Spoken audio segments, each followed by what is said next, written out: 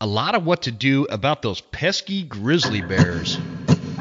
There exists a threat, from anti-hunting groups to politicians trying to give our land away, and we won't stand for it. Those vast western landscapes provide the space for our wildlife to thrive and a place for hunters and anglers to fuel the fire that sparks their soul.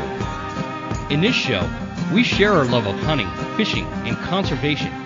Here, we provide the foundation to meet these threats through passion and the grit of the American outdoorsman. Welcome to the Western Huntsman Podcast.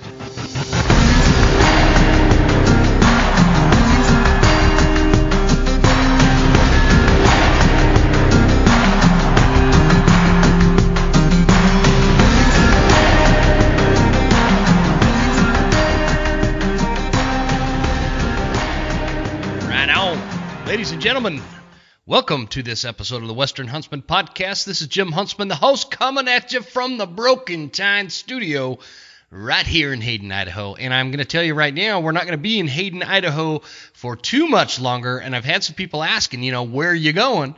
I'm just going to keep it a secret until we're there. And once we're there, the Broken Tine Studio new location will be announced. But I will tell you this. We're not leaving Idaho, so don't panic. We're still going to be in Idaho. Just a little bit different spot. And pretty excited and looking forward to that part. So, guys, welcome to this episode. Thank you. There's a bunch of you new listeners out there. Hey, welcome to the Western Huntsman. As a platform, I do want to tell you guys, and I've explained this in the past before, but again, because we have a lot of new listeners kind of tuning in here, I want to let you guys know what the Western Huntsman is, and also tell you, I am not the Western Huntsman. My name is Jim Huntsman, and that was my kind of creative twist. My last name is Huntsman. It's got an old European connotation definition of something to do with hound hunting and just hunting in general, so I feel like it's just in my blood and my lineage, but I live in the American West, and I hunt in the American West, and I love the American West, so I thought, why don't I name my platform and my show the Western Huntsman Podcast? And that's where it is, and our mission is pretty simple. Our mission is to essentially create and build the passion for outdoors and hunting and fishing and conservation through stories and experiences and hunting tips and strategies and overall fundamental hunting conversations that happen here on the show to help drive a coalition of American outdoorsmen to help protect and fight against those that are against hunting. And that's the basic premise of this show. So thank you very much for being here. I just really am looking forward to the future here and all the stuff going on here at the Broken Tine Studio. Things that are just rolling right forward, right in the middle of bear season, by the way. And so that's been an adventure in itself, and it's looking like it's going to be a lot more of an adventure here in the next few weeks. Which, by the way, I'm baiting bears, and so if any of you are baiting bears and you haven't gotten your Batum 907, guys, Jess over at Batum 907 gave us a promo code for 10% off. It's in the show notes. It's Huntsman 10, and I don't get paid anything to tell you that. It's just a nice discount if you guys want some attractants. Man, they work well, and the proof is in the pudding. It's all over the place out on social media, people getting bears using this Batum 907 stuff. So don't forget to check that out if you guys are in the market for something like that. I do have an announcement before we get to our guest today that I want to talk about. He is a former guest from a while back, where this announcement, not the guest today, the announcement I'm making is from a friend of mine and a former guest on the show, Bill Gaines, who is a hunting activist and lobbyist in the state of California. So you can imagine he stays super, super busy. But for those of you listening in California, we have actually a pretty significant number of listeners and downloads coming out of California. So this is kind of for you guys. He sent me basically, hi Jim, earlier today, AB 1223 legislation which would impose an additional 10% excise tax on the sales price of handguns and an additional 11% excise tax on the sales price of long guns, firearm parts, and ammunition sold in California. It passed out of Assembly Appropriations Committee, and it's off to the Assembly floor. AB 1223 must be heard and passed off the Assembly floor by Friday, June 4th. Because it proposes a tax, it needs a 2/3 vote to pass off the assembly floor. So basically what is he asking is there's an action alert that he is hoping you California listeners will take some action and basically contact your assembly representative and find out more information how to fight against this kind of bill, this tax, this unnecessary tax that is basically an attack on firearms and gun owners. So you guys in California, see what you could do about getting a hold of your assemblyman and vote no. Let them know that you are against, as a voter, AB 1223. You need to contact your assembly member. You need to find out who your assembly member is in your area of California and reach out to them via phone call or email, whatever the case is, and tell them to vote no on AB 1223. You don't want to pay another bunch of money in taxes just for being a gun owner and buying the ammunition and some of the parts necessary to practice your Second Amendment right. Guys, this is important stuff, and I hope you take action on it. If I was in California, I'd be on this like a drunk on free peanuts and would not let this fly. So hopefully you guys are listening and you take action, get a hold of your assembly member, vote no on 1223. And hopefully that thing gets killed, because you guys are up against enough in California. And also, that stuff spreads to other states. So we're kind of counting on you guys to be the front lines, the tip of the spear on this type of BS legislation that none of us are fond of. So, guys, this episode, I am really happy about it and really excited to introduce you to this guy. Ron Niziolek is down in Cody, Wyoming. Ron has been hunting for several decades, and he hunts in grizzly country. He hunts in anywhere, all western states. He hunts in Montana. He hunts in Idaho. He hunts in Colorado. He even goes out to the Midwest like Iowa and chases big monster whitetails. But he's based and lives right there in Cody, Wyoming, which is, I don't know if you guys have ever been to Cody, Wyoming, but it's a beautiful part of the country. With some great outdoors activities and opportunities in that neck of the woods. It's a great spot. So check it out if you've never been there. Not to crowd your town, Ron, but it's cool. If you're traveling through Wyoming, make sure you hit up Cody, because you won't regret it. But anyway, getting back to it, Ron has decades of experience. He is one of those hunters that he's super humble. He's not going to sit and brag about everything that he's put a notch tag on. Or anything along those lines. He's not real braggadocious that way, but don't mistake that for anything other than the fact that he's a humble guy, because he is an absolute killer. And he was referred to me by Dirk the Bugler Durham. Sent me a text message. He's like, "Hey man, you should get Ron on your show and talk about this kind of stuff." So I'm really glad he did, because I really enjoyed the conversation with Ron. He's a super genuine guy. He's an expert level hunter. And what we really talk about, we spend a lot of time talking about hunting in grizzly bear country, because I think that's an important topic, especially as we watch these grizzly bear numbers continue to expand and the populations grow all over the western states, particularly in places like Idaho, Wyoming, and Montana.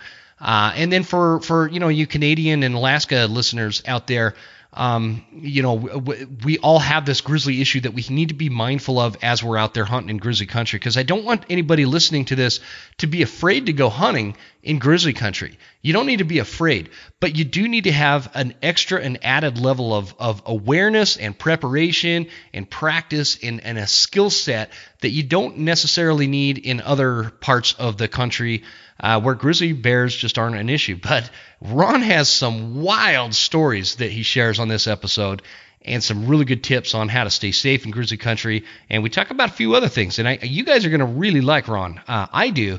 I'd love to get him back on. And we're talking about, he drew a moose tag for this fall, and so he's going to go out and do the moose hunt. And hopefully after hunting season's kind of wrapping up this fall, I'm going to get him back on, and we're going to do like a recap of a season and find out how it went. But you guys, if you're interested in learning from somebody who's been there, from somebody who's done that, this is the episode to listen to. And the last thing I will leave you with, guys, is if you are we still have the public land T-shirts that are for sale. The Don't Buck with Public Land T-shirts for sale at the westernhuntsman.com. And that half that money is going towards Sportsman's Alliance for this quarter. And I haven't even come close to the goal that we set. Those T-shirts, they ship out quick. They're great. It's a great shirt. It's a great design by my buddy John Gabriel. He helped me come up with it, and it's a cool shirt for a really cool cause. So if you guys wouldn't mind dropping $25 on a T-shirt, go to thewesternhuntsman.com. It's going to go to a great cause, and you're going to get a cool T-shirt out of the deal. And I certainly appreciate that. So with that, let's jump into it with my new friend, Ron Niziolek. I hope I'm saying his name right. I think I am. I practiced this one because you guys know I'm famous for mispronouncing names. But Ron, let's get into it with him. You guys are going to love it. Have a great week, folks. We got lots of good things coming, and good luck out there to you bear hunters. Here we go.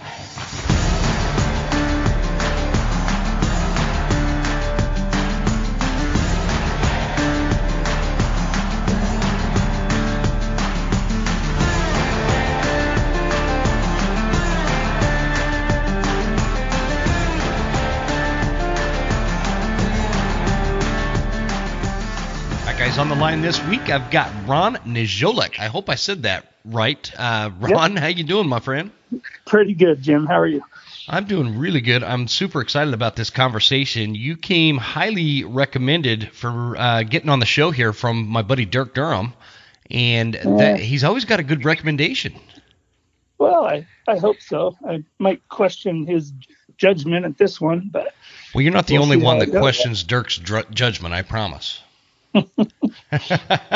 Okay. Ron is down in Cody, Wyoming, and he has just got quite the history of hunting. He's a big-time bow hunter, hunts a lot in grizzly country. We're going to kind of just touch on a little bit of everything. So, Ron, with that said, why don't we kick this off? Give us a snapshot of your background. Tell us a little bit about you, and we'll just kind of take the conversation from there. Okay. I grew up as a kid back east in Connecticut, kind of a rural area. Always come from an outdoorsy family, but a non-hunting family. In fact, I knew nothing about it and started getting interested, reading my dad's Field and Stream Outdoor Life, and mowed lawns and bought myself a bow when I was 14 and kind of never looked back. So you, in Connecticut, you're 13, you bought a bow. Did you, what was it, like a lot of whitetail hunting out there? Or? Not much. It was rare to see a whitetail deer back in the 70s and 80s, and now they're pretty prevalent. But it was mostly rabbits and squirrels, things like that. Whatever I could loose an arrow at was a pretty fair target. And you were just telling me you hunted Idaho years ago. And that was your last rifle hunt. So you're strictly a bow hunter. Yeah. Gotcha. I just really enjoy it, but I go with rifle hunters a lot. Just, I love to be outside. And, for me personally, I have satisfaction with a bow, but man, I sure love going with people, whether they bow hunt, rifle hunt, whatever. I just enjoy being out. Good deal. So what brought you to Cody, Wyoming? We had family friends move here back in the 70s. And then when I was 14 years old, I came with an aunt and uncle and stayed in Cody, Wyoming for about 6 weeks.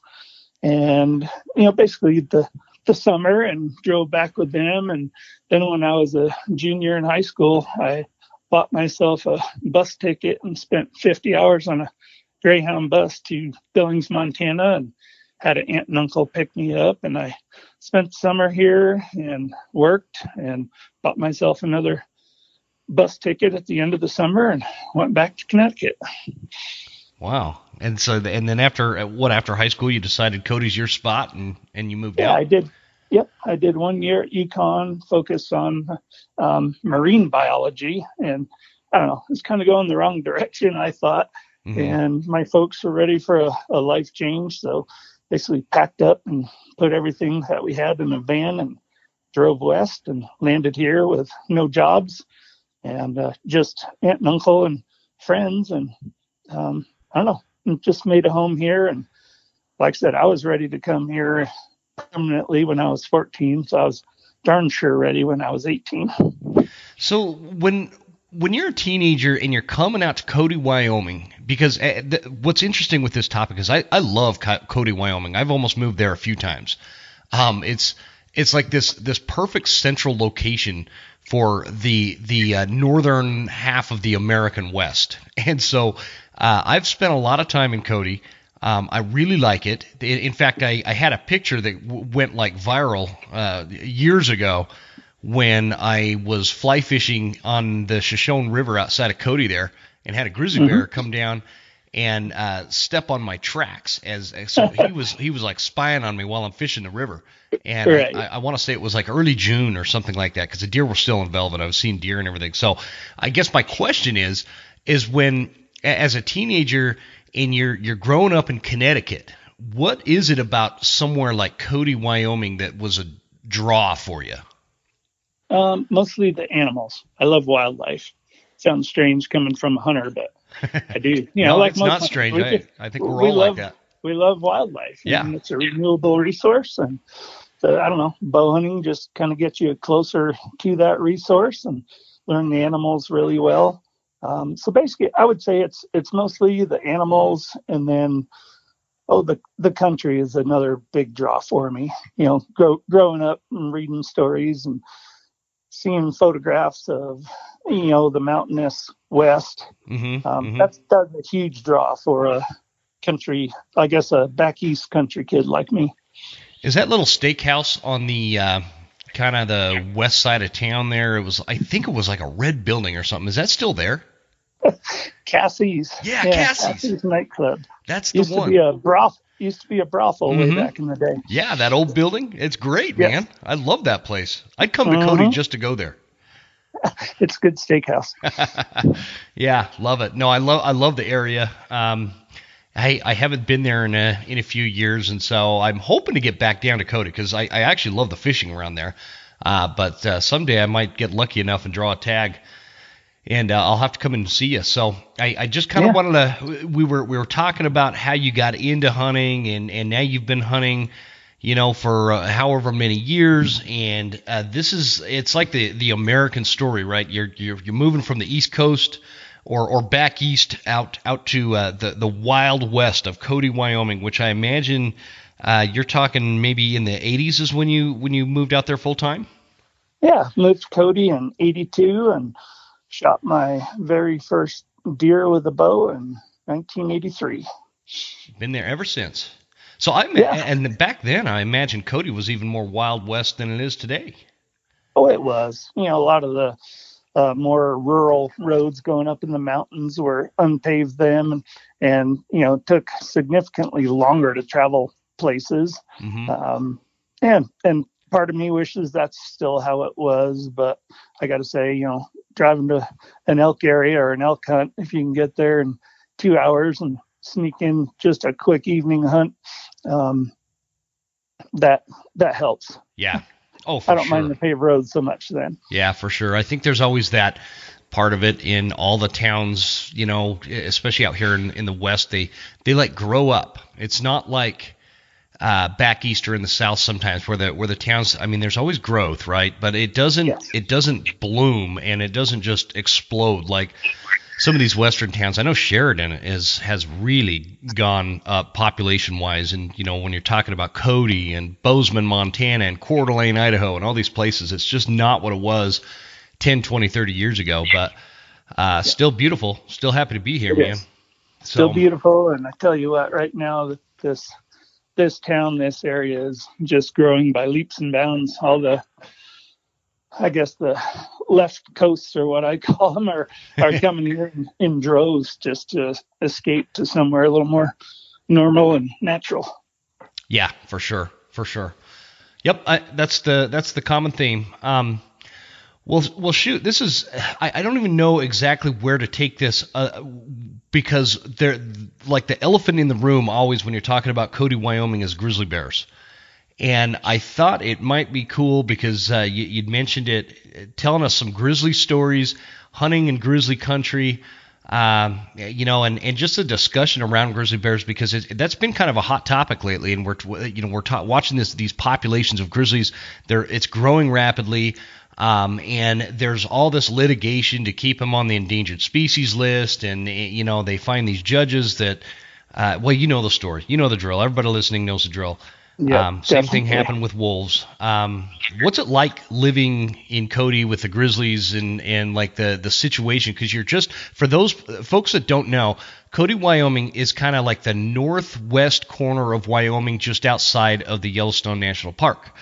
And what are those? The Absaroka Mountains? Am I saying that right? Yes, Absaroka. And that highway from Cody to Yellowstone. I want to say it was like Theodore Roosevelt talked about how it was, or maybe was it Theodore Roosevelt? Maybe it was. I can't remember, but it was like the prettiest 50 miles he'd ever traveled, or something like that. Mm-hmm.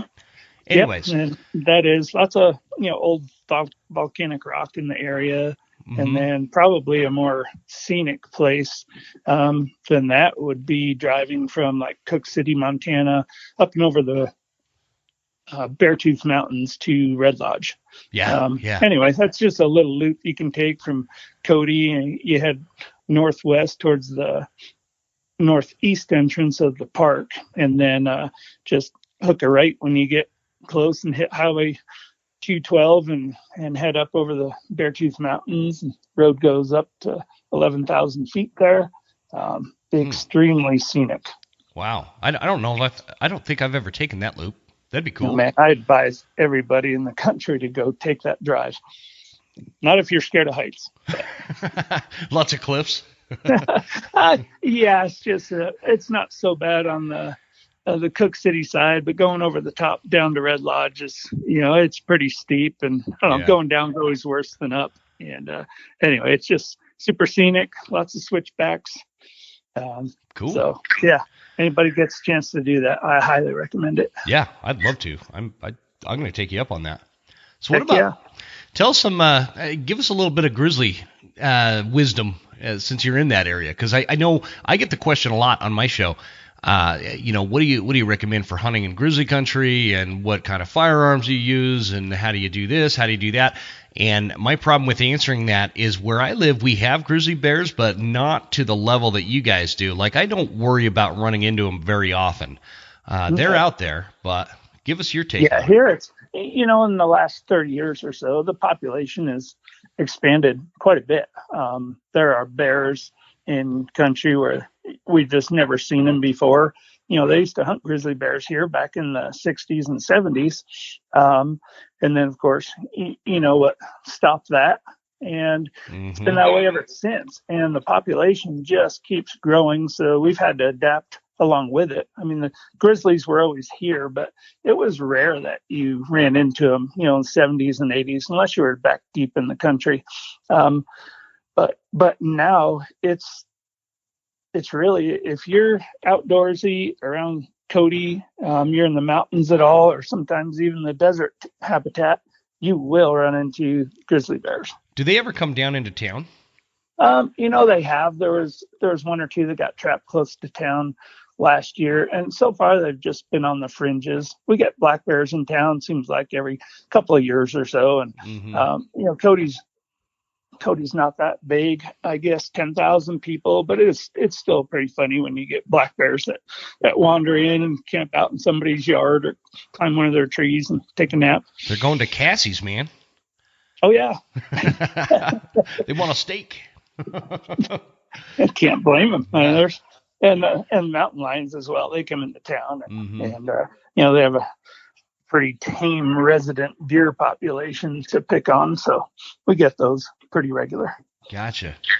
Well, when you're out there and because I've been reading on forums for some kind of your neck of the woods hunting Wyoming, people are talking about, okay, especially like the rifle hunters, the grizzly they'll hear a shot, and that is like ringing a dinner bell. And you've got to get to that animal super quick. quarter it out and get it off the mountain as fast as possible, because those grizzly bears are going to be on that, and they're pretty deadly accurate as to where they know the shot came from and where it impacted and all that kind of stuff. Is that true? Absolutely true. Yep, they do come to things like that, but just normally out of curiosity, they follow us a lot, and we don't even know it. There's no gunshot involved, but those bears have learned through the years that if they, follow people around in the fall, a lot of times it leads to a reward. So yeah, I would say hunting in grizzly country to me isn't all that threatening. I mean, you got to be aware, and I've had to pull spray and gun plenty of times and do it really quickly. But it's when you're hunting and you have an animal down, that seems to be where most of the issues arrive, especially in the fall. The bears are in hyperphagia, and they're just looking for any food source at all. So they're following you. You get something down and you aren't paying attention. You're taking photographs and getting the animal ready to skin and break down. That's where a lot of stuff goes south. Yeah. And then especially if you have to, if you leave and pack out one load and you're returning to the site, that's probably even more dangerous. Do you usually, if let's say you just got an elk down and you quarter it out, are you taking those meat bags away from the carcass and hanging them in a tree to come back and get them, or how do you work that to be safe? Yeah, that's pretty much what we do. I hunt a lot solo. I just prefer it that way. You just make every decision your own. You can change your mind 50 times a day while you're hunting, and it doesn't affect anybody else, and you don't have to talk to them about it. But it is sure nice to have somebody around once you get something down. So if I'm by myself, it's just a lot of times you put your head down and you go to work for 5 seconds, and then you lift your head up and look around, and then keep doing that over and over until you're done. And yeah, I always carry the quarters. I would say at least 100 yards.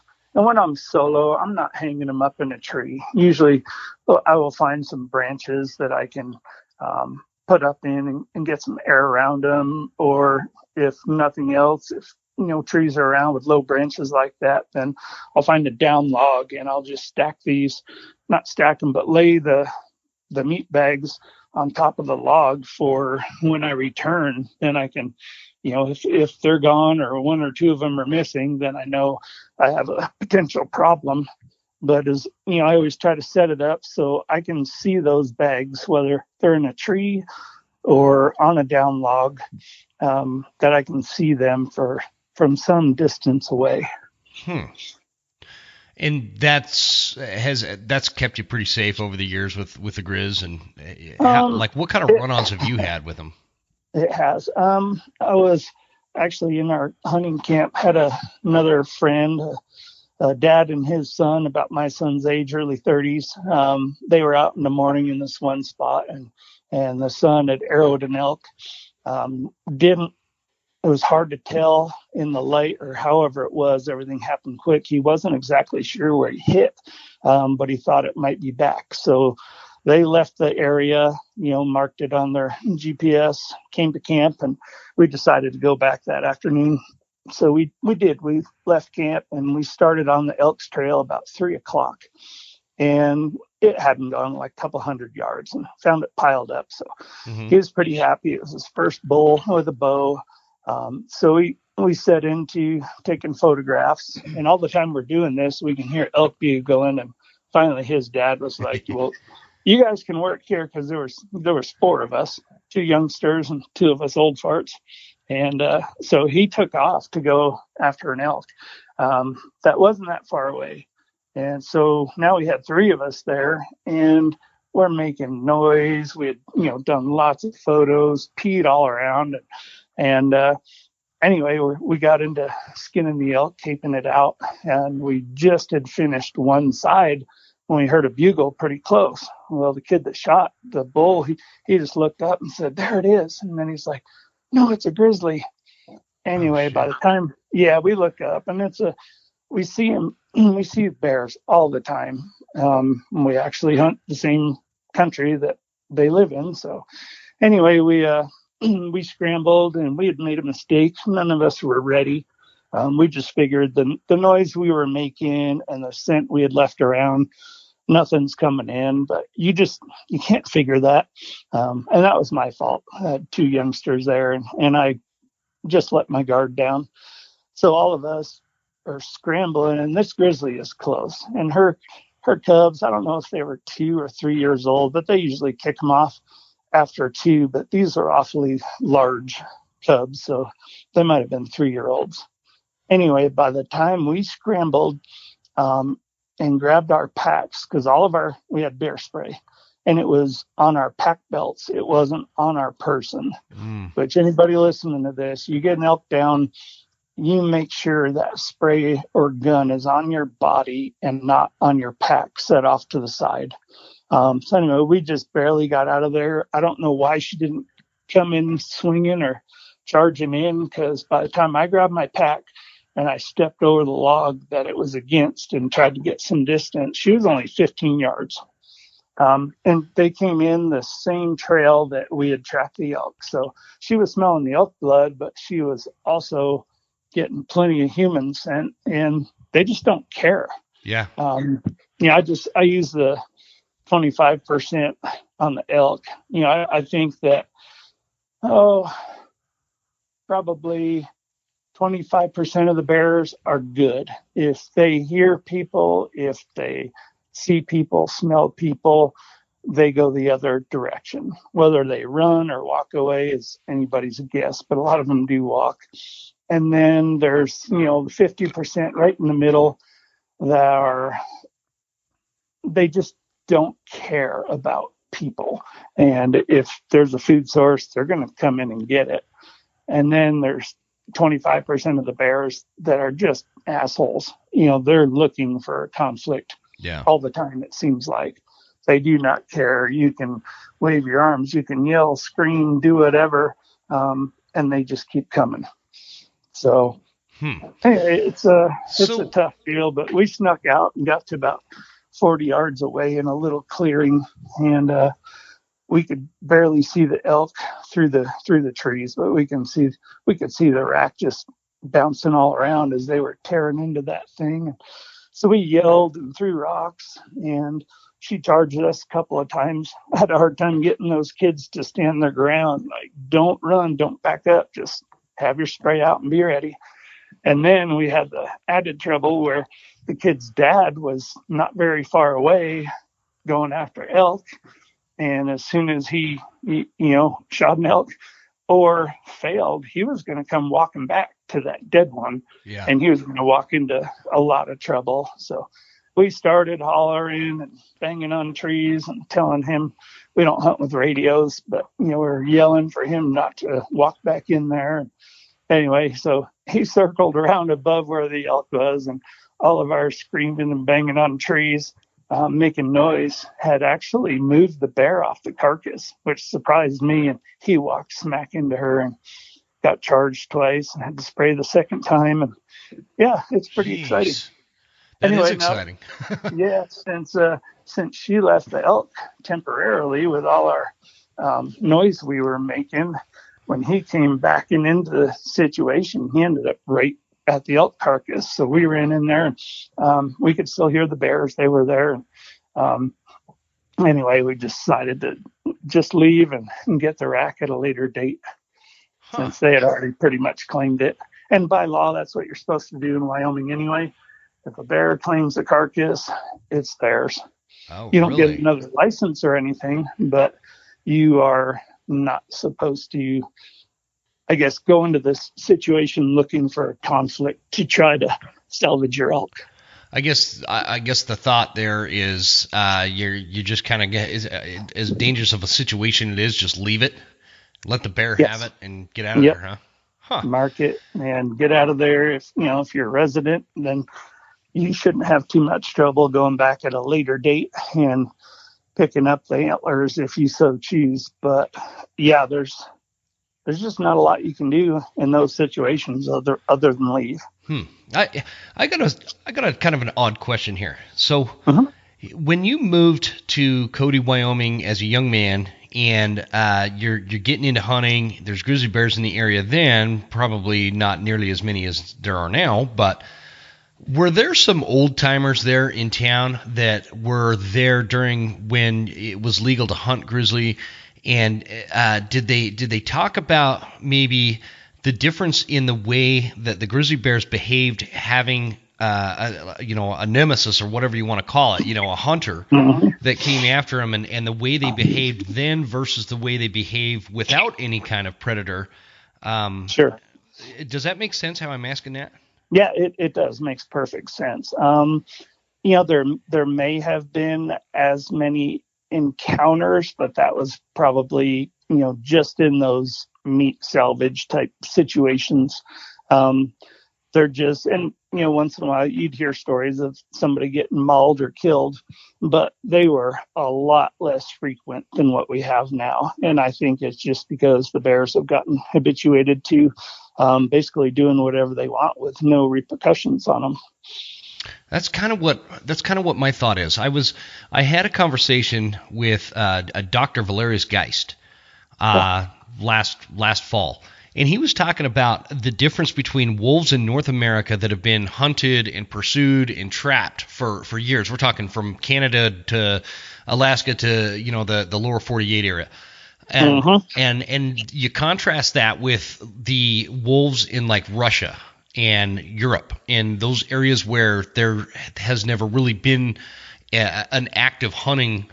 They haven't been pursued like they had on the North American continent for years and years, and that's why there's a big difference between how wolves behave there and how aggressive they are with humans versus how aggressive the wolves are here on the North American continent, which essentially is not to say that they don't get aggressive periodically. In fact, I just read a story this morning of somebody who was mauled by a grizzly up in a wolf up in Canada, a lady, but it sounds like she's going to survive. Anyways, yep. It's just a lot less frequent than it is on the in Russia or in other parts of Europe.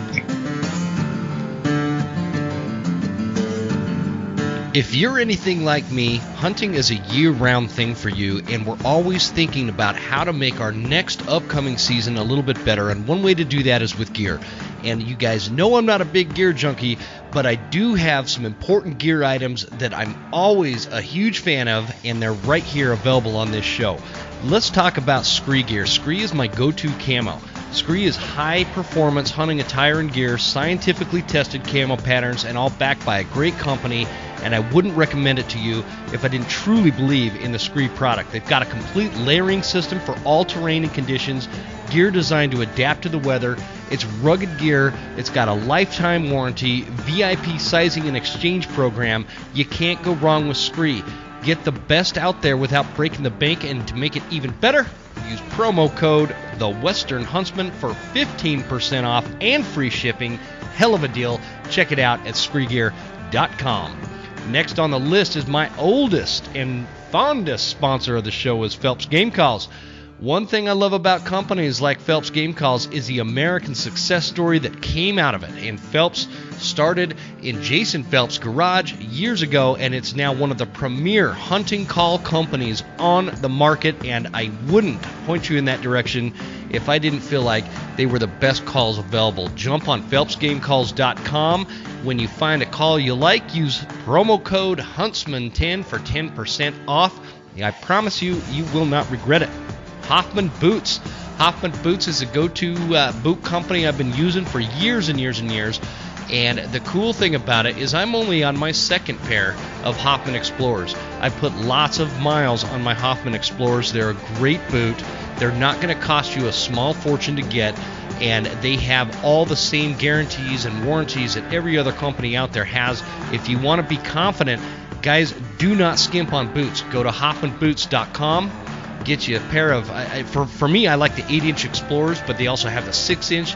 They have all sorts of different options. Check it out at HoffmanBoots.com and use promo code Huntsman10, all caps lock, for 10% off. And last but not least, is Tacticam. Are you interested in filming your hunt? And are you interested in helping with conservation efforts throughout the North American continent? Well, then I got a deal for you. Tacticam is a point of view type kind of camera that records in 4G. They also have other products like the film through scope, the FTS, and you attach that to your rifle scope and you can film your shot right there. And they have the mounts for your shoulder, for your head. You can mount it to your bow. You can mount it to wherever and whatever you want. Lots of versatility with the Tacticam. Other products include, but are not limited to, the fisheye camera. The Tacticam Spotter LR is definitely worth a look if you want to film what you're seeing through your glass while you're actively hunting and get it on camera. It's a great thing. But I think that the thing that I'm most excited about with Tacticam this year is the new Reveal cell cam that is coming out. This trail camera will send you images in real time as they're coming in. They've got like an enhanced antenna for better service. If you're like managing property or something like that, or you've got a bear bait set up somewhere that you have phone service, you can get those pictures right there to your phone. This cell cam is super, super cool. I'm really excited about it. And you can get all this at thewesternhuntsman.com/gear. Go to the gear shop. You'll find all the Tacticam stuff right there. Best pricing out there on it. And what happens is we split the profitable revenue from these sales of the Tacticam gear, and half of it goes to conservation efforts, which vary depending on what quarter of the year it is. Right now we're raising money and trying to get some money over to Sportsman's Alliance. It's a great cause, and that is what's going to go down when you shop for Tacticam gear at thewesternhuntsman.com. So go over there and check it out and get you a camera. Guys, let's get back into it. I sure appreciate it. Absolutely. While we're talking about wolves, if you want to hear a crazy story, I got a good one for you. Yeah, man. So last spring, this same, I call him a kid, but in his 30s, mid 30s, he and I have a lot of the same interests. So we're always out, screwing off together and hiking, hunting. But a big passion of ours is antler hunting, specifically for elk. Mm-hmm. So last spring, there's one spot we like to go to. It's just kind of a beast to get to. Pretty darn remote. In fact, we hike 7 miles before we even start looking, before we're in a area, I guess, to look for elk sheds. So we did this hike, had our backpacks on, and we got to the 7 mile mark, this little clearing, and we dropped camp, set it up, and just a little tiny KUIU tent that's pretty much good for one person, but we were going to cram 2 into it. So we dropped camp, set that up, just took the basics from there and split up, and we horn hunted the rest of the day and met up back at camp. Well, we got there and the tent was demolished. Grizzly had come around and screwed it up. He just tore into it, broke the poles, ripped everything.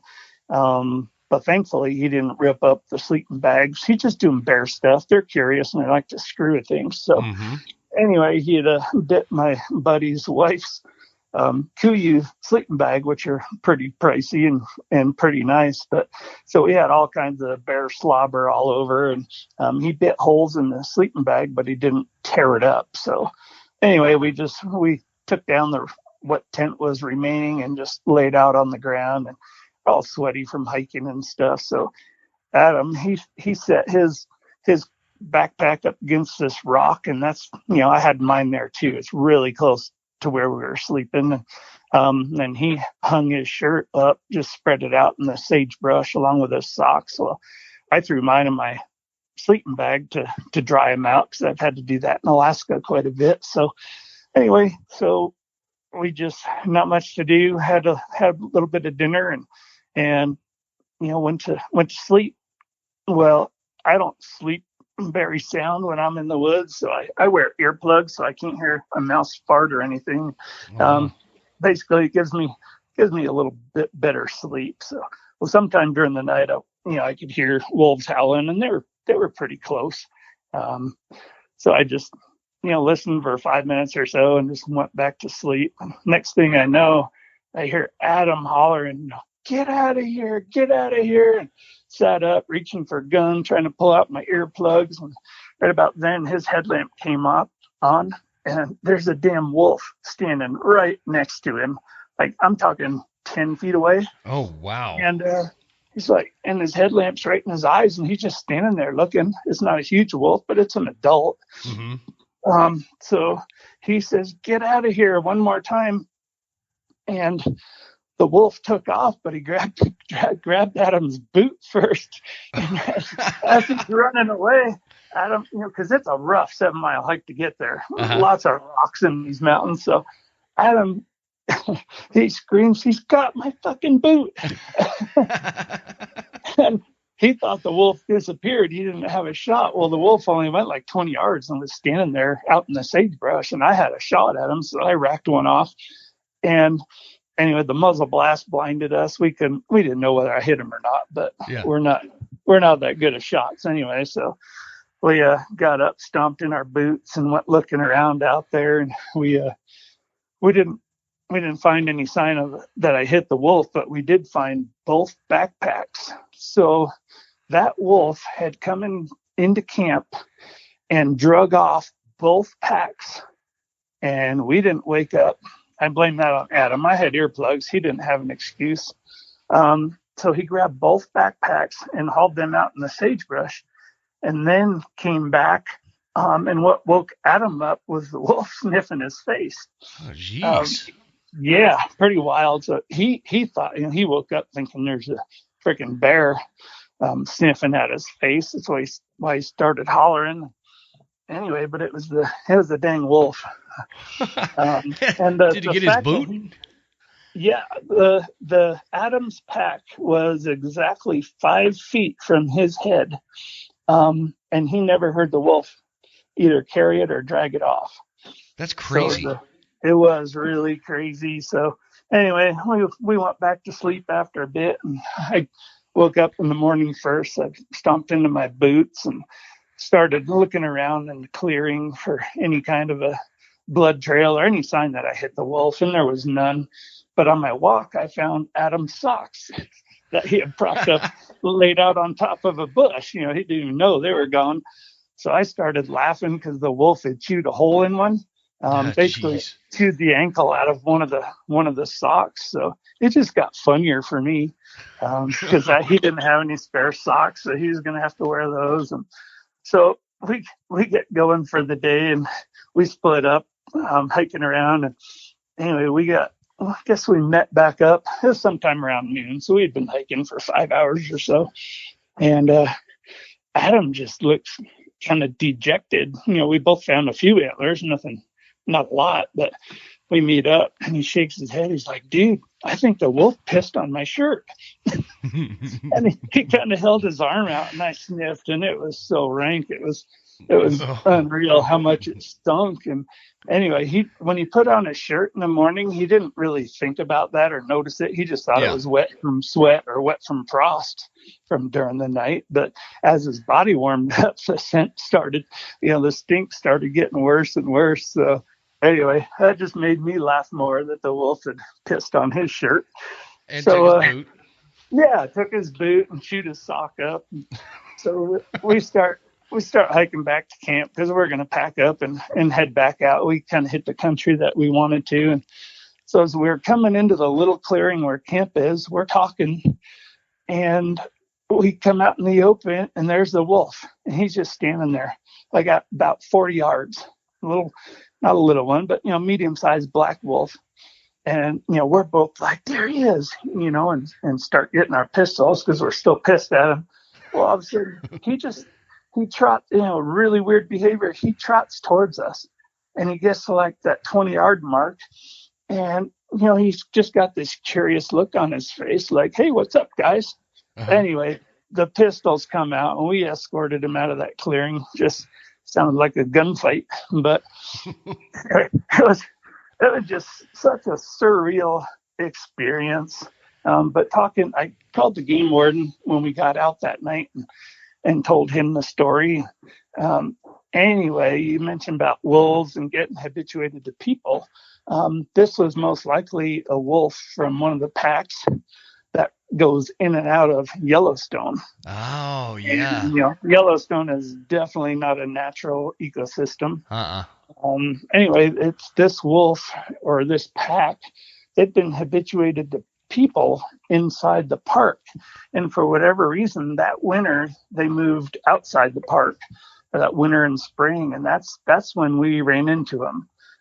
So he said they've been causing trouble with the local ranches and stuff, and had a shoot on sight order from the ranches, had to go ahead to shoot them if they got too nasty with stuff. So anyway, it just made us feel a little bit better, I guess, that it wasn't like a total wild wolf that came in and did that. Yeah, that probably. It just made a little more sense. Yeah, for sure. That makes sense. They were probably in the park, spent their life in the park, and figured out that campers have goodies in their bags and things like that. It's super funny that he took the boot for some reason for me. I had this I had this golden retriever years ago named Charlie, and I was up camped somewhere and had him with me.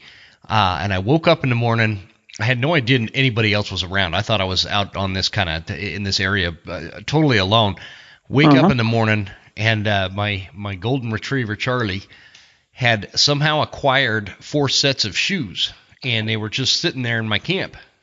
And I'm like, where in the world did you find these shoes? And he's all proud of them. So I put them in this bag, pack up my camp, and I'm driving around looking for anybody else. And finally, I don't know, about a mile away, found this family kind of camped in a tent trailer, but they had I think mom had made them all leave their shoes outside, and my dog had found those and had made multiple trips back and forth from that camp to my camp, bringing those shoes back as a trophy or something. So it's just funny that the wolf the wolf story is grabbing your boots like that and the packs. That's just crazy, but it makes sense if they're close to the park. So right, yeah. And there's one other story, add on to that.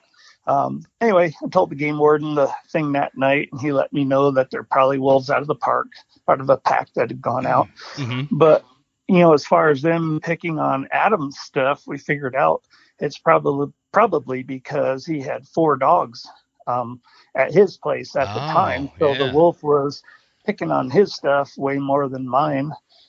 Anyway, the next morning, Adam, he called me and says, dude, you need to check your backpack. He said, that wolf pissed on mine. He hadn't noticed it the day before when we hiked out because his shirt stunk so bad he wasn't even thinking about his pack. But so he got home and he threw his shirt in the laundry, but he had left his pack in his truck, and the morning sun heated up his truck a little bit. And when he went out to get in there, I guess the stench was unreal. Anyway, the wolf pissed on his shirt, pissed on his pack, chewed a hole in his socks, took his boot. It was pretty flippin' funny as far as I was concerned. It had it out for your buddy, man. Yeah, he did. And I know, he put it out on social media. And some people are like, well, the lesson I learned is not to camp with Adam. So anyway, it's just pretty funny. That's pretty solid advice right there. Yeah, but we have, I guess not quite a few stories that good, but we just have run-ins with predators, all the time. So in your opinion, what is the thing that you worry about the most? We've talked about wolves and mountain lions and grizzly bears, and I know there's black bears out there, but what do you worry about the most? My back. I really don't have fear of the predators. I guess the biggest concern is being alone and getting an elk down.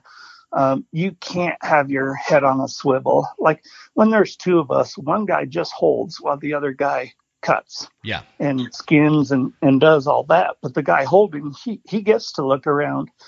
But when you're by yourself, you don't have that. So you're always hearing little things and, going for your gun, going for your spray.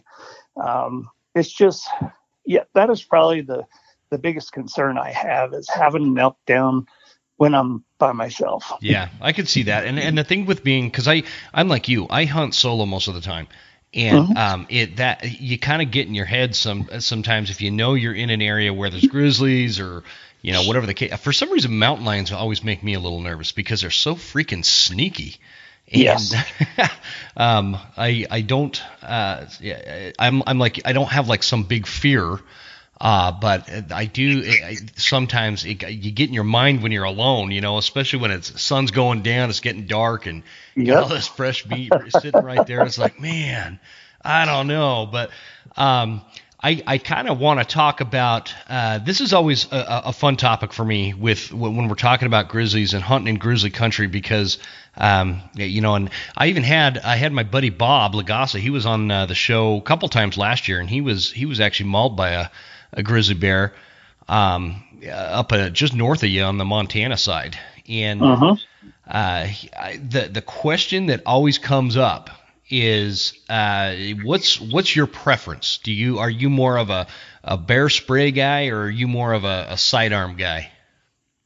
Well, 100% I was a bear spray guy until about 3 years ago. And it's just because I've been carrying spray for a long time, and I was super confident about getting it into action quick. And it's lighter than packing around a pistol. But I've pulled it and used it a few times. Good results as far as what I've had done. But what made me switch to a pistol was when my son was going to come archery elk hunt. And I just was thinking, if a bear somehow has him down, what am I going to do? And personal preference then became, I'm going to have a gun and it's going to hold, 16, 17 bullets in it. And when I can just keep pulling the trigger. But mostly it was my son hunting with me that made me switch. Well, that's interesting you brought that up because that's exactly what happened to Bob. I was just telling you about. He had a hunting partner with him and his pal, and they've been hunting together for years and years and years. The grizzly bear had Bob down and on the ground, and actually ended up getting sprayed by the grizzly spray from his friend who was spraying the bear. And so on top of the wounds he had to get off the mountain, he also had been sprayed in the face. And then when they were trying to get out of there, they sprayed. I can't remember exactly how that. Bob's going to probably call me if he listens to this and correct me. But one of them was putting the bear spray away so they can get off the mountain, and the damn thing went off again and sprayed one of them in the face. So, and so that's. I mean, there's like. Everybody wants to have like my opinion as if I have a hard stance on one or the other. But what people don't realize when they're asking me this question, I've never been attacked by a grizzly bear, so I don't have the answer, right? I've never had to spray a grizzly. I've never had to shoot a grizzly. I've never like encountered one that was coming at me, And so I don't know. I actually carry both. I'll have the spray. And then I carry my pistol as well. But my thought is I'll at least stop or slow down the bear enough with the spray that I can get the pistol out and get a decent shot. And so that's what I recommend. But it only comes from a dude that maybe drank too much whiskey around the campfire one night and came up with that idea. There's no experience behind it. Right. So, and it all sounds great when you're drinking whiskey and having beers around the campfire and telling stories. But when push comes to shove, you've got 1 or 2 seconds typically to not only make up your mind but get it into action. Yeah. And I personally, like I said, I'm confident with bear spray for me. But the fact that I'll be hunting with my son and occasionally hunt with my nephew and my buddy, thinking about, because it's very realistic, having a bear situation where he does get somebody. I want that option of running up to him and just being able to pull the trigger several times. Yeah. And again, I know that, there's arguments out there that grizzlies, it's a proven fact that if a gun is used, there's typically a higher incidence of the bear mauling that person than if the spray was used. Yeah. But like I said, I'm not a runner. I don't run from bears. I'm pretty confident standing my ground. I guess I should contradict myself there. I did run once, and that's when I was sneaking on black bears. I found one eating a dead beef cow, and he waddled away right at the last minute across like 100-yard clearing before I got there. And so I thought, well, there's a big rock I can hide behind because it's like in a sagebrush, but down in a deep canyon. Mm-hmm. So I thought I can just sit here. I'm 20 yards. That bear will come back in. Well, as it got later and later and darker, I heard twigs snap across the clearing. I thought, oh, he's coming. And then some more twigs, or you just hear him moving. And it was circling a little bit. And at the last minute before it came into view, I'm like, man, I hope that's not a Griz. And it was. And he came out of the woods and kind of looked around and growled and ran right at me. Like, holy crap. What did he smell? As fast as he could. He was like, it was like he was charging in there, and he was making a lot of noise, and he hit, and I still had an arrow on the string. My rangefinder was out, and I took off and ran like a freaking gazelle. And I made it literally like 10 to 20 yards, and I heard him hit the creek, this huge splash right before he got to that cow. And I just dropped, and I whipped out my bear spray, and I'm on my knees waiting for him to come get me. He didn't. I saw him kneeling, and it's getting dark. I'm like, where the hell is he? And then I could hear him start eating. And this is a large grizzly, and he's eating on a beef cow 30 yards from me. And if I make any noise or he sees me, he's going to come neutralize the threat, yep. To his food source. So I just crawled. Couldn't stand up because he could see me. There's a little rise there. And I crawled for probably 100 yards till I got to the base of where the cliff was. And then I stood up and I just hauled ass up to the top as fast as I could. Called my wife when I was hiking out of there. Like, this shit really freaked me out. And my day pack was down in there because I slipped it off, when I was doing that final sneak. So I had to go back the next day and get it, and I carried guns. Yeah. It just freaked me out. That's the only time I've ever run in a situation, because I thought for sure I was, he was charging me, but he wasn't. He was just letting any bears in the vicinity know that he was coming in and he's taking over. Yeah. And I just misinterpreted it. Because it was right at me. So I'm thinking he's coming. I don't know how he could see me, but he's coming for me. And he wasn't. It was just like a bluff charge, trying to scatter any lesser bears that were in the area.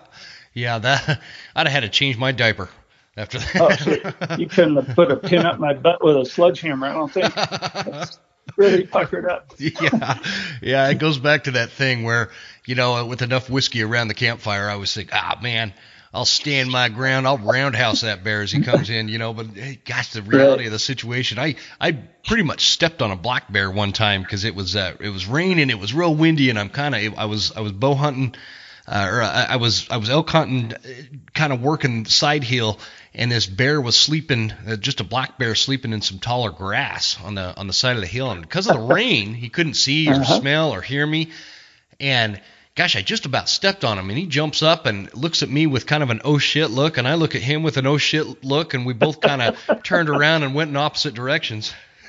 Yeah. But that kind of stuff happens. Do you have any other safety tips or just tips in general for when you're bow hunting for I don't care what you're hunting. If you're bow hunting and you're in grizzly country, is there something in Ron's mind that you do differently that you wouldn't do if you were not hunting grizzly country?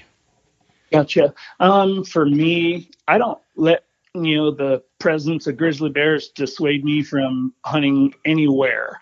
Something I will try to avoid best I can is if there's a kill somewhere and there's birds on it, squawking, lots of noise, the bears are going to key in on that, and they're going to be there. And in the fall, that's just, like I said, it's the most dangerous thing you can do is jump a bear on a on his food source that he needs to get fat for, for hibernation.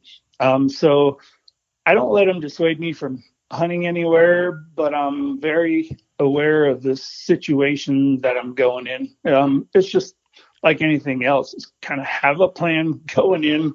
Hopefully you won't need to use your plan, but just have one, and whatever you're using, just practice, getting it into service in that 1 to 2 second range. And like me, I used to carry bear spray. It's always on my right side on my hip. I wasn't comfortable reaching up to my chest and pulling it out to spray, because on my hip, I could just reach down, I could thumb that safety off, and I could shoot from my hip. I could start fogging the bear as I'm also pulling it out. So if it's on your chest, that's a little harder to do. And I feel like it's more risky. It's a little more risky. You have to be able to get it into action quickly. That friend Adam, I don't know if he's a freaking predator magnet or what. So this is 2 years after he lost his first elk, in pretty much the same spot. September 30th, last hour of the season, his wife and him go, running down off this gravel road, and it's just lots of white bark pine there. It's just a bear magnet. So he had his bow in his left hand, a bugle tube in his right. And as they're going down this hill, his wife mentioned, don't forget to look for bears. It's just something we say all the time because it always happens. Sure. Anyway, so he thought, yeah, I better. So he reached up and he put his bugle tube under his left armpit, the same arm that's holding the bow. And as he dropped his hand back down, he saw a cub really close, like within 15 yards.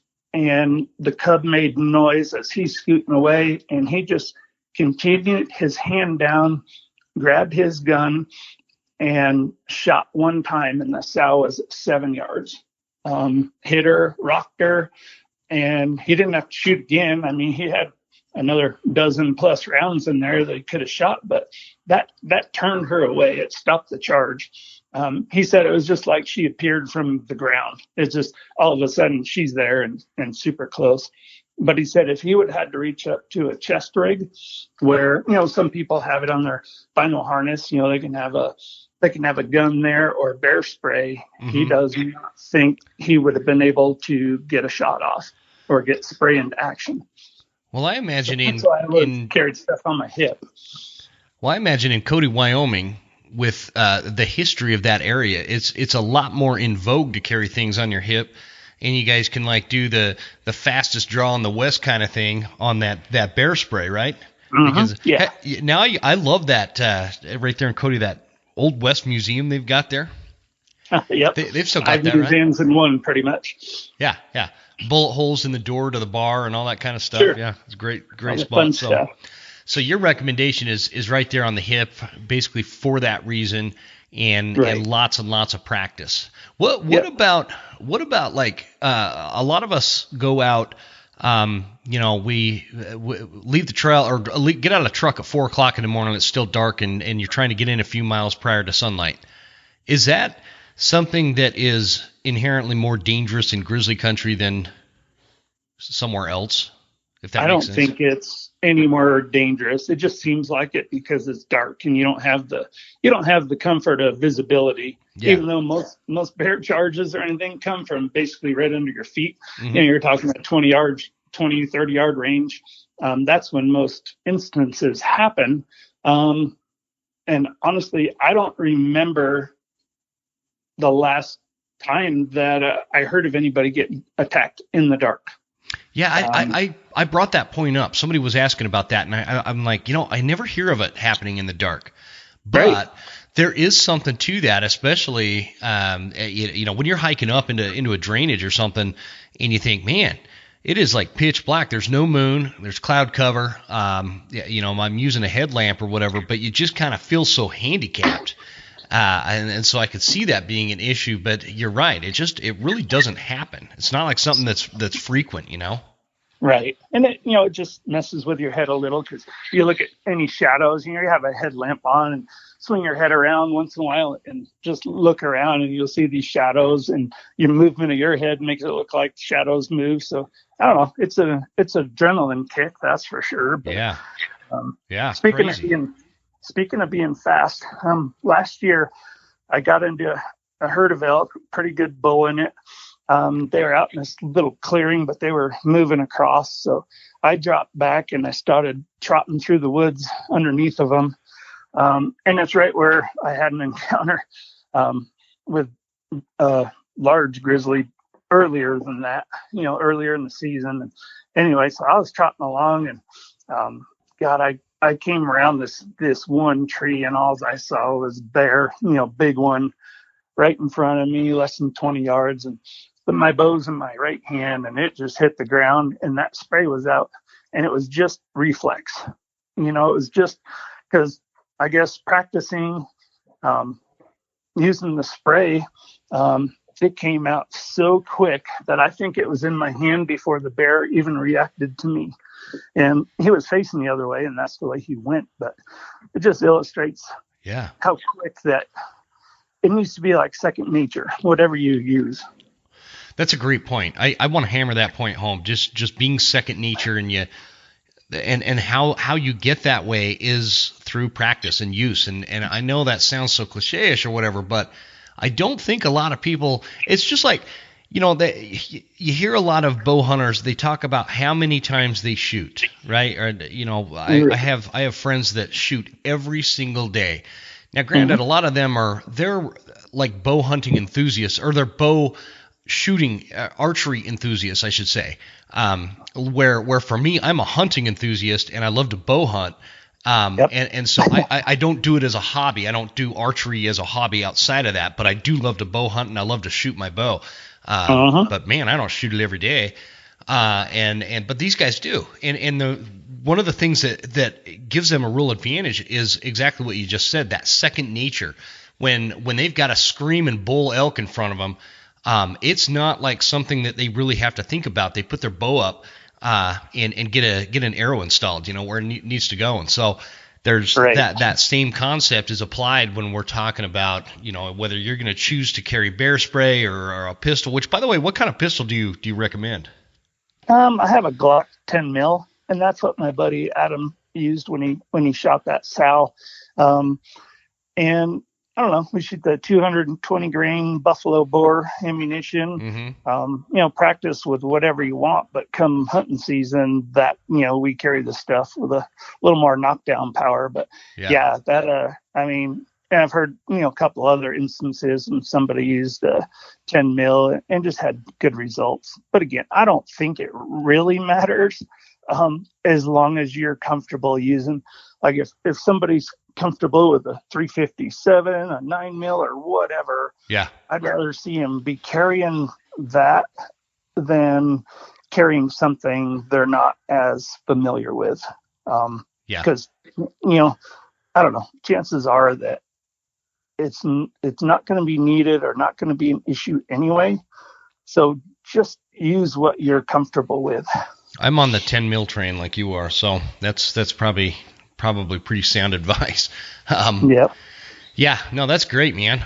Let's shift gears a little bit here and talk about. I always like when I've got somebody like you on that has a lot of experience. You've done a lot of hunting in a lot of different places and notched many tags. You've got that kind of. You were super humble, kind of giving your background when we kicked this podcast off, and I don't think people realize the magnitude of the kind of hunter you are, and so I want people to realize that. I just shoot arrows and try to have animals run into them. I don't know. It works out every once in a while. Every once in a while. Every once in a while, like every year.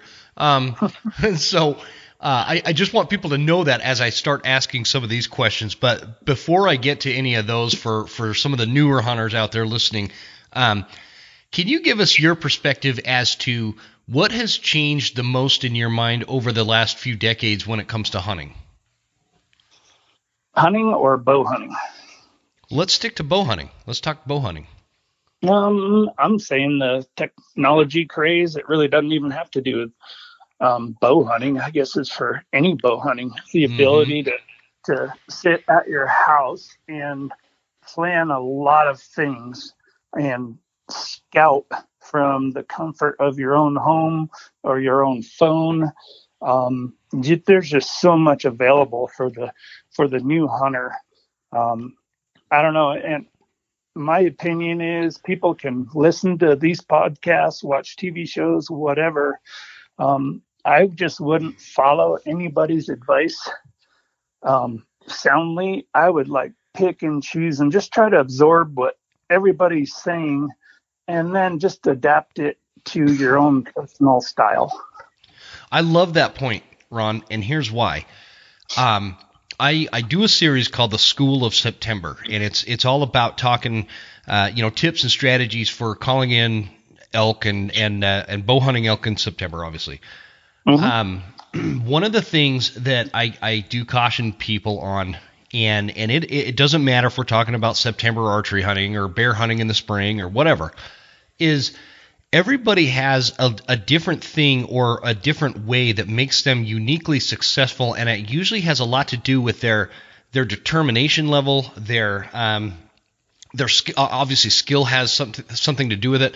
It has to do with their personality, and whether they're hunting alone or with a party or just a couple of folks, or all these different things that come together to make somebody consistently successful. And the point to whether we're talking a regular episode like this one or that very specific School of September podcast series that we do, my goal is to always have everybody take a little bit of what makes sense from that particular hunter that's talking at that time and take what makes sense to them. There's no one size fits all. And I think that there's a lot of content out there that tries to create this sense of one size fits all. And I love what you said there. It's that doesn't exist. So take what you can, take those nuggets and have like this toolbox in your mind, and you're just adding these different tools. Some things are going to work well for you and some things aren't. So I appreciate you saying that. That's a great point. Yeah, it's just persistence is probably the number one factor for me. I don't like to give up. I've been pretty successful, but it wasn't always that way. Mm-hmm. And that's the problem now is people think they're going to have, excellent success the minute that they go out. And yeah, they have a lot more information to draw on at their fingertips. They do have a little bit better technology than we had when we started out. So after 30, 40 years or so, it's easy for us to say, well, I just use my instinct, and go with those. But the people just starting out, they don't have that yet. Mm-hmm. So they really need some advice starting out. And like I said, after they get out there and start figuring things out, they'll develop their own style, and they might use tips from here, there, everywhere. But I guess my personal one is I just don't quit, and I adapt to whatever the situation is. I might go in thinking I'm going to call in a big bull today, and then I might see one and he beds down out in the open somewhere. Well, I just went from calling to stalk. Yeah. I mean, just in a flip of a switch, just that fast. So just be adaptable is the biggest thing. Yeah, be adaptable. And I love that, the concept of what you were just saying in regards to when you are a new hunter and that instinct is not yet developed, and I think that there is this mindset out there for a lot of the younger hunters that don't have any experience, and they're just getting into it, and they're really excited, and they think that if they listen to the School of September series, or they watch all these YouTube videos, or they follow so-and-so on social media, that they're going to be experts. And what they don't understand is all that is doing is providing you some foundational concepts to take into the field to develop your hunting skills and instinct on your own. And I think that that's important. I think that that's important because, I love talking to guys like you that just have, all this just mountains of experience, and there's no way for me to really, pull it out of your mind and put it into my mind in a way that makes sense and makes me on your same level, right? All I can do is listen to your stories and take what I learn and try to apply it in ways that make sense to my personality and my style of hunting and all those kind of things. And it's just good stuff. That's why I do this, man. That's why I love talking about it, you know?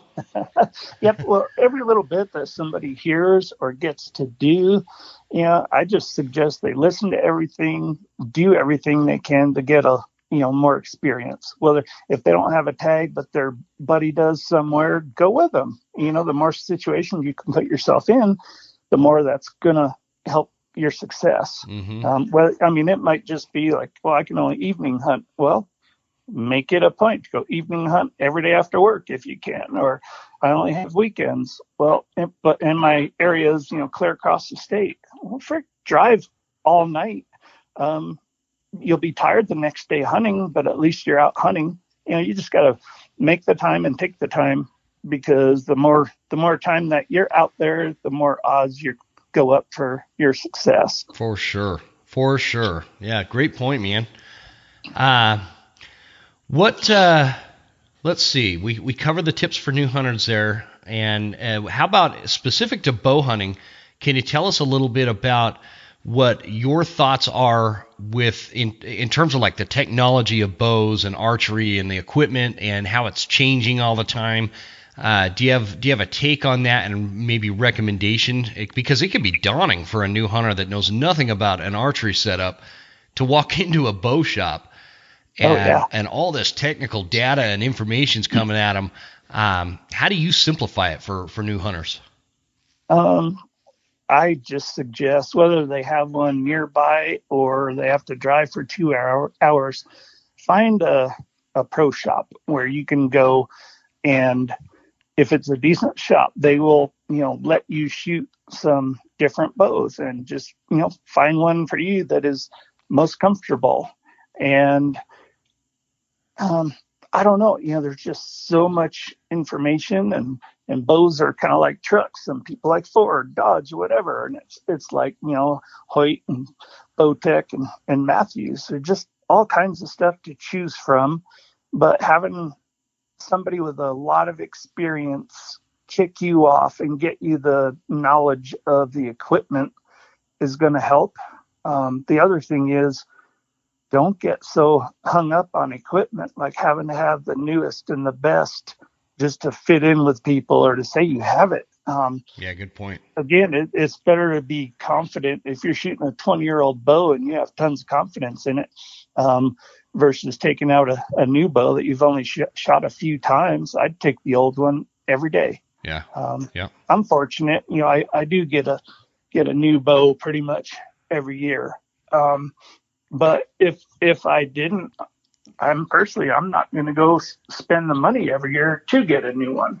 Most people, that's just not realistic for us, No, you just, I guess, take what you have and make the best of it. I'm a firm believer, like if you're persistent, I know technology definitely helps as far as mechanics of a bow, but I hunted for a few years with a recurve, and I was pretty much the same hunter I was without it, and had the same level of success. It's just, I don't know, the equipment helps, but it's more in somebody's personality and instinct, I guess. That's what's going to bring success.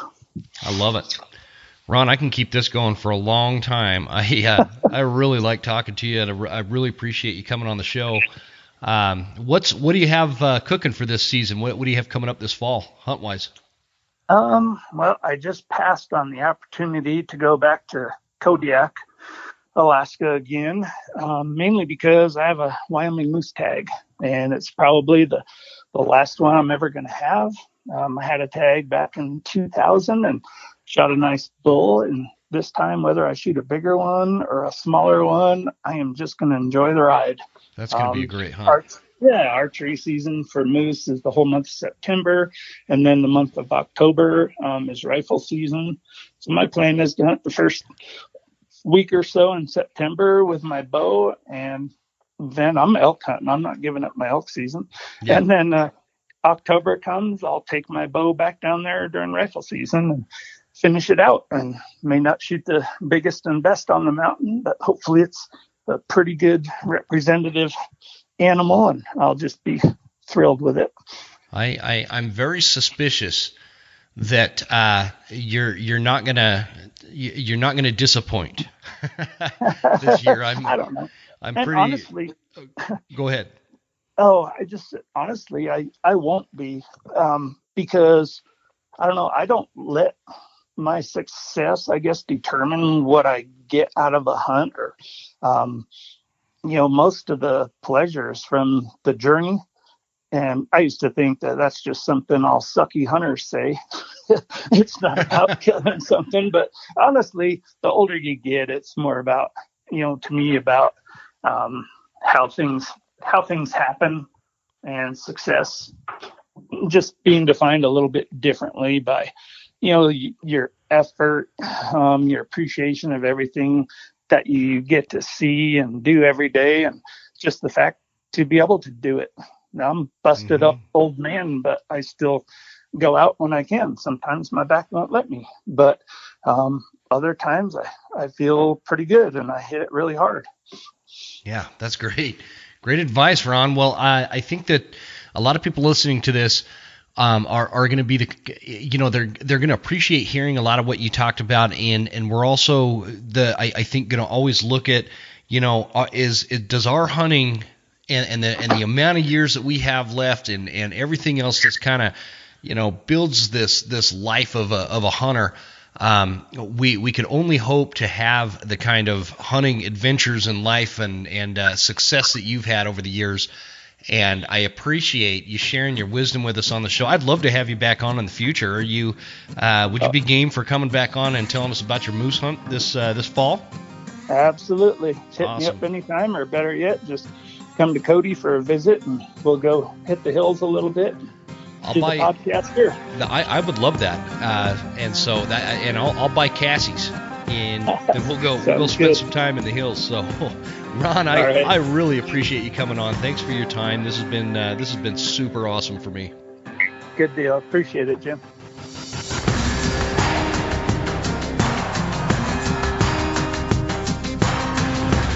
You made it all the way to the end. Thank you so much for tuning into the show. We sure appreciate your support. This is Jim Huntsman signing off and reminding you to check us out at Instagram at The Western Huntsman and on Facebook at The Western Huntsman. And you can also check out the website at thewesternhuntsman.com. Thanks again. We'll see you guys next time. Stay Western, and I'll see you on the mountain.